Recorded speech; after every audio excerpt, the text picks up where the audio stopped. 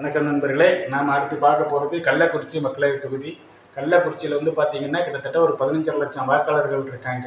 இந்த 15 லட்சம் வாக்காளர்களில் பார்த்திங்கன்னா வந்துட்டு கிட்டத்தட்ட ஒரு சமூகம் சார்ந்த வாக்கு கொஞ்சம் ஜாஸ்தியாக இருக்குது அப்படிங்கிறது மாதிரி நமக்கு தெரியுது. வந்துட்டு இதில் வந்து போட்டியிடுறது வந்து பார்த்திங்கன்னா பிஜேபி சார்பாக பாட்டாளி மக்கள் கட்சி போட்டியிடுறாங்க.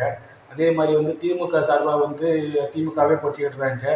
அதிமுக சார்பாக வந்து அதிமுக போட்டியிடுறாங்க. நாம் தமிழர் சார்பாக நாம் தமிழர் போட்டியிடுறாங்க.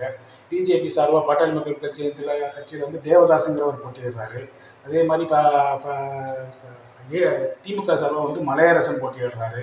அதிமுக சார்பாக குமரகுரு போட்டியிடுறாரு. குமரகுரு ஏற்கனவே அங்கே பல இதில் வந்து இருந்தவர் தான். வந்துட்டு அதுக்கடுத்து வந்து கஜேந்திரன் போட்டியிடுறாரு.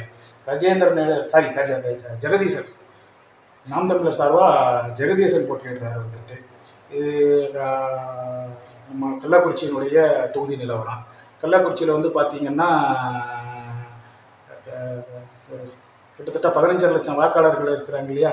இதில் வந்து பார்த்திங்கன்னா தேவதாஸ் பாட்டாளி மக்கள் கட்சி தேவதாஸ் வந்து 280 மதிப்பெண்கள் பெற்றோம். அதிமுக வந்து 290. கிட்டத்தட்ட அதிமுகவும் பாட்டாளி மக்கள் கட்சியும் சேம் கேட்டகரியில் இருக்கிறாங்க. வந்துட்டு நம்ம வந்து டிஎம்கே வந்து இந்த தொகுதியை கைப்பற்றுது. மலையரசன் வந்து 380 மதிப்பெண்கள் பெற்று லீடிங்கில் இருக்கிறார். வந்து ஜெகதீசன் வந்து 160 மதிப்பெண்கள் பெற்று 4ஆம் இடத்துக்கு வர்றாரு. வந்து நாம் தமிழர் வந்து பிற ஓட்டுகள் எல்லாம் வந்து ஒரு 100 ஓட்டுகள் பெற்று இருக்கிறாங்க. வந்துட்டு இந்த 100 ஓட்டுகள் தான் பல இடங்களில் வந்து பிரிக்கிறாங்க. தொகுதியினுடைய கிட்டத்தட்ட 2 டிஃப்ரென்ஸே எடுத்திங்கன்னா இந்திய வந்துட்டு இந்த சுயேட்சையாக நிற்கிறவங்களுடைய எண்ணிக்கை வந்து கிட்டத்தட்ட 100 ஓட்டுகள் கிட்ட வந்து வாங்குறாங்க.